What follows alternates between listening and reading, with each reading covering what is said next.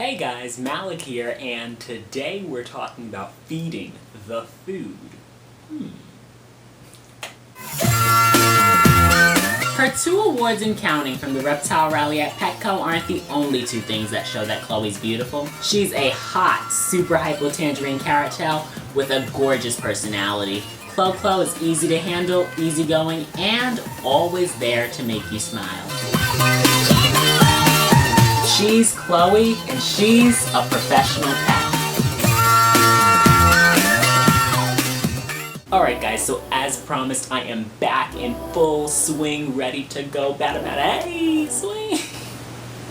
Come on, do it. Getting back to YouTube is hard, because you're trying to be creative and you're also trying to inform. So today, we are talking about feeding the food for reptiles specifically, that being mealworms, that specific beat we're going to talk about today. Mealworms are really important because they're able to be coated with calcium, and at the same time they're not as crazy and as unmanageable as crickets can be. So mealworms are Chloe's staple diet. I do sometimes do crickets.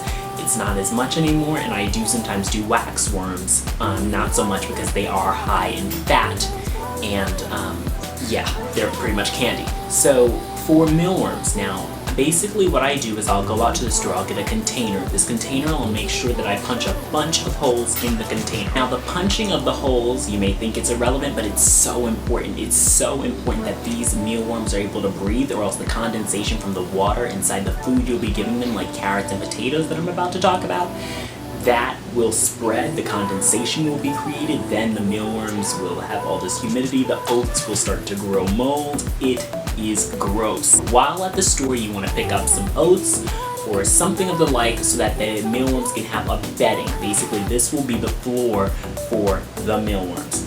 And you can also look online, they have mealworm bedding specifically for mealworms. The ones I find in the container from like PetSmart or Petco, I just don't think it's enough. It's not enough room for them. So I give them a bigger container, that way they can stretch out and grow.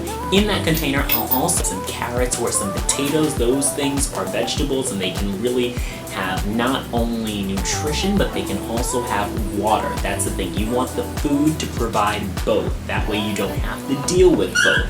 For crickets, it's sort of different. You can have cricket quencher and you can have cricket food, and so you won't necessarily have to deal with all of that.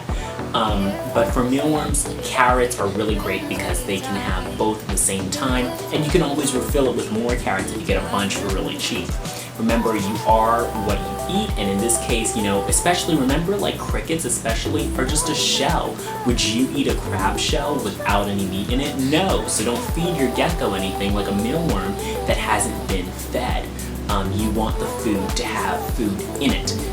In the end, you'll notice that geckos like to be fed food that's been fed way more than they like to be fed food that has not been fed, because that doesn't have any substance to it. And I've noticed that, and I think you'll probably notice that too. And thank you so much for watching. I hope you will start feeding your mealworms so that they can be fed to your gecko in a more healthy, nutritious, and scrumptious, for the geckos I'm sure, way. Thank you once again so much for watching. Please comment, rate, and subscribe. Every single share of this video and comment means the absolute world to me. I do still read the comments, so keep them clean. Thanks so much for watching, Professional Pets.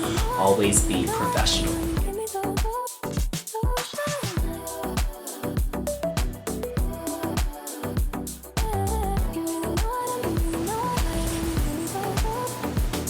In order to be professional, do I have to turn my hat around?